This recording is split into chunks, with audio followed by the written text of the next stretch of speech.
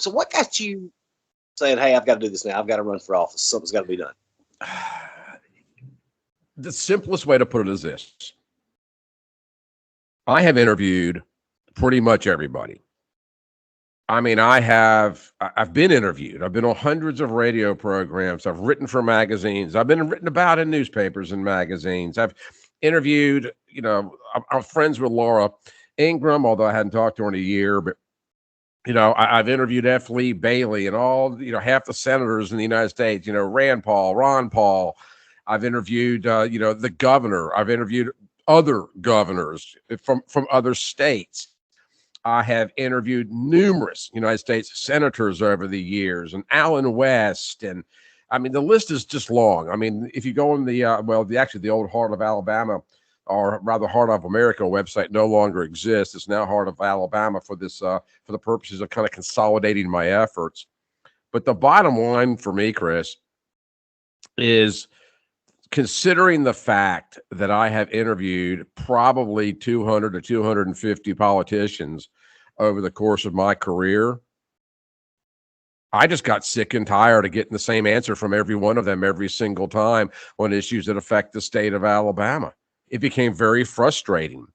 And I'll tell you what really got it cranking in my mind was several years ago when Spencer Backus was retiring from the 6th Congressional District for the United States Senate, or United States House of Representatives, rather.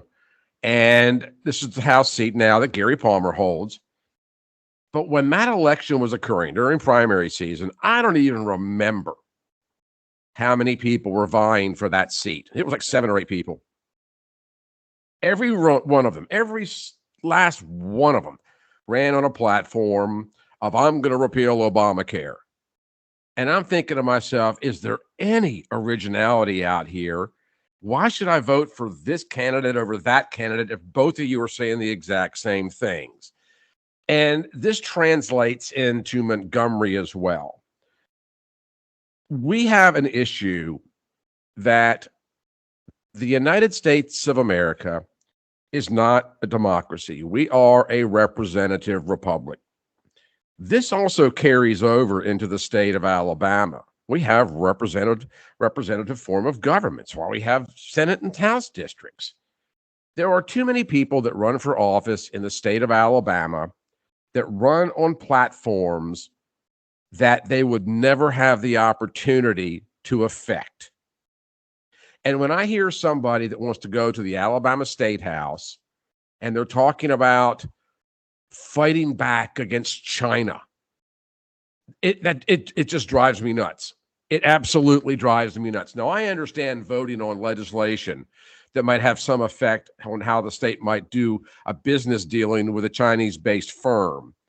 But too many people go to Washington and Montgomery making promises of things that they could not possibly achieve on their own, and very frequently lose sight of the fact that their primary responsibility, especially in the House of Representatives or the Alabama State House, is to represent the people of the district that they cover. In the meantime, it becomes a big, giant cocktail party where here we are, decades later, with some of the worst education numbers in the country. And, even some of the protectorates are higher than at the state of Alabama.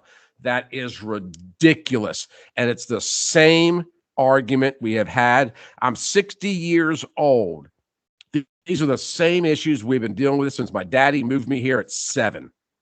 And I'm just to the point where after talking to one politician after the other to say the same things to me, there was actually, I forgot who it was, quite frankly, but it was a candidate for county coroner, one of the counties, and you'll have to pardon me, I really don't remember, but this particular candidate was running on a pro-Trump platform as a coroner. People need to really vet these candidates out and understand, what they know, what they do, and, what they possibly represent. But I'm running for District 49. That's parts of Shelby, Bibb, and Chilton County. My job is to go to Montgomery and represent the interests of the people within that district. And there's just too many people that simply do not understand that. And it's all about power and prestige for them. And after 10 or 15 years of covering these kind of people, my frustration hit a boiling point, and I thought, you know what? I'm going to take a swing at this because I am sick and tired of being sick and tired.